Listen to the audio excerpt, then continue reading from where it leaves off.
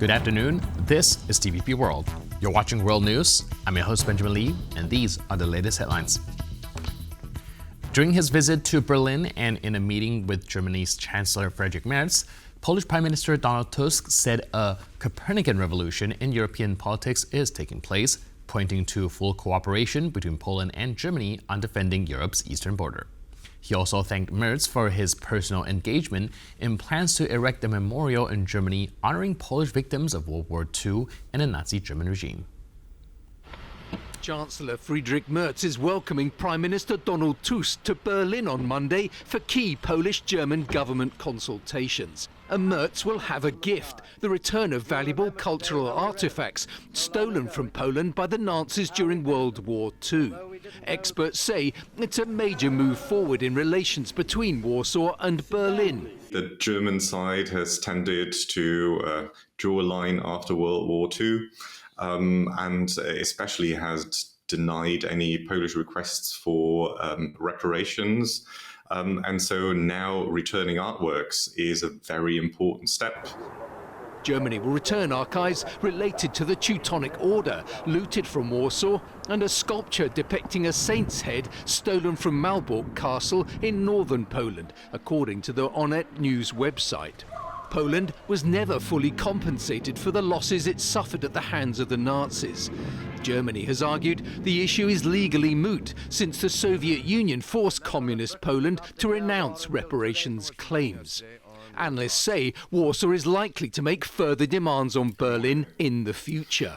Polish government is likely to come with further demands for reparations, not because the Tusk government believes that Germany has to pay further reparations, but because there's immense domestic pressure, not least from President Karol Nawrocki, who even at his inaugural visit to Berlin earlier this year reiterated demands for 1.5 billion euros at least in reparations. Ahead of Monday's talks, major German media outlets reported that Polish-German relations aren't working. The Frankfurter Allgemeine Zeitung wrote that there is a mutual lack of interest in maintaining positive ties, which has become a tool for some political parties, especially in Poland, where dissatisfaction with Germany's exploitation of past tragedies for political gains remains high.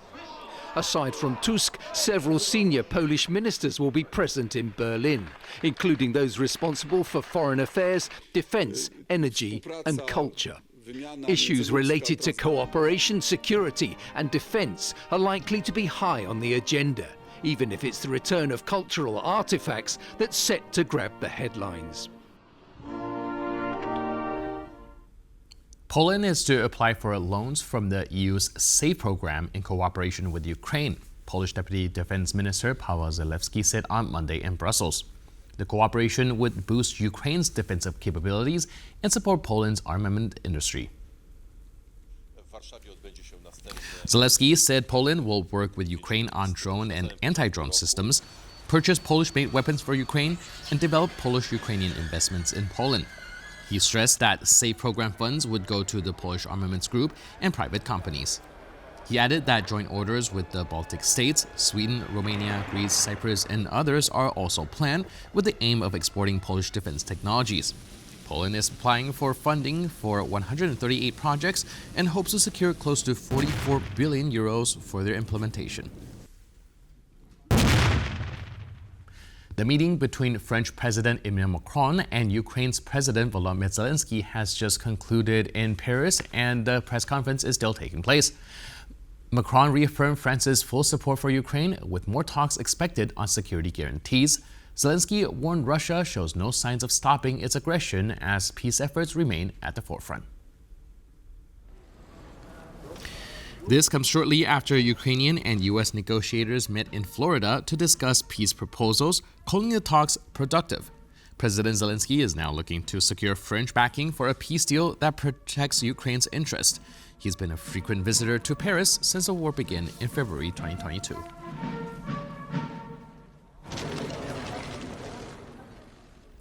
U.S. Special Envoy Steve Witkoff is meeting again with the head of the Ukrainian delegation, Rustam Umerov, in Florida for a continuation of Sunday's talks. The discussions follows last weekend's agreement in Geneva, where President Trump's original 28-point peace plan was modified to make it more acceptable for Ukraine and its European allies.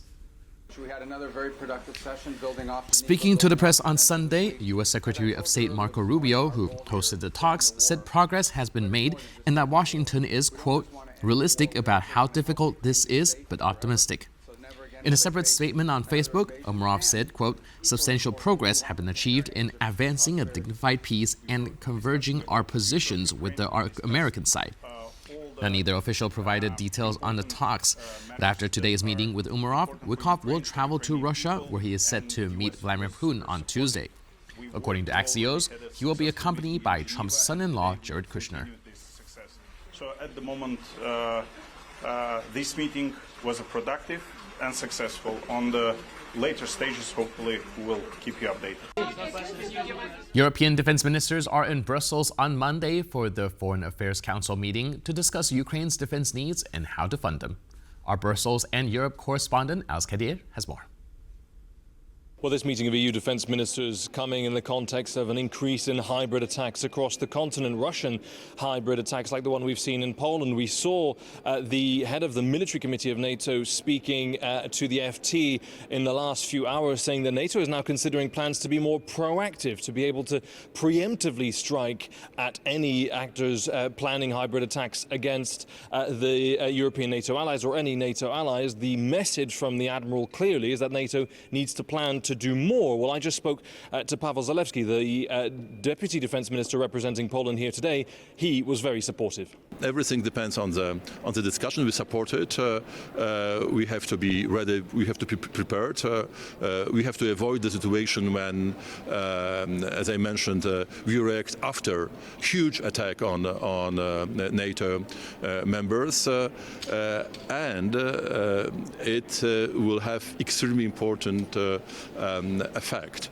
It will be very important part of our deterrence policy. So we support this talks very much. Beyond these hybrid attacks, beyond Europe's reaction to hybrid attacks, is also that continued support for Ukraine. The minister speaking in the last few moments, making it clear that messages of support, messages of longer-term military equipment commitment from Europe are necessary to shore up Ukraine's position, both on the battlefield and in negotiations, as we know, ongoing. So clearly that Polish message of support very clear. Also pressure on a reparations loan from the European Union based on Russian frozen assets to fund Ukraine over the next 2 years. For now, Belgium is still blocking. Work is ongoing. In Brussels, I'm Alex Kadir for TVP World. Following the resignation of Andriy Yermak, President Zelenskyy's top aide, after a sweeping corruption probe, Ukraine is waiting for a new person to take on the role.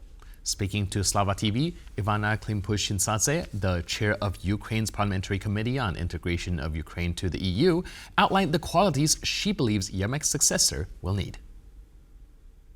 It is important that this person actually act within the law. This is of key importance. This means that personality as such is irrelevant.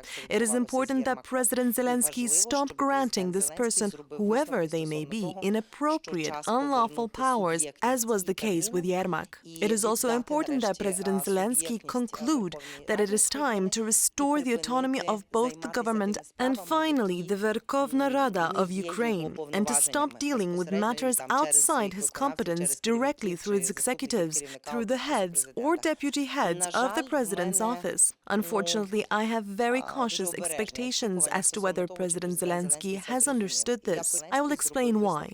Because we are already hearing from him that he is selecting candidates for the ministers of justice and energy. This is not within his competence. It is the competence of the coalition, if there is one. And the majority, which is in fact a minority, should propose these candidates to the Prime Minister if they do not agree to a complete reformatting of relations in Parliament and the formation of a national unity or rescue government. Then the Prime Minister should propose these candidates, and the President should not be involved in searching for them. He has the right to propose two candidates for the cabinet. These are the Minister of Foreign Affairs and the Minister of Defense. He should act within the scope of these powers. And with that, we conclude this edition of World News. But for more news, update, and commentary, please stay tuned to TVP World.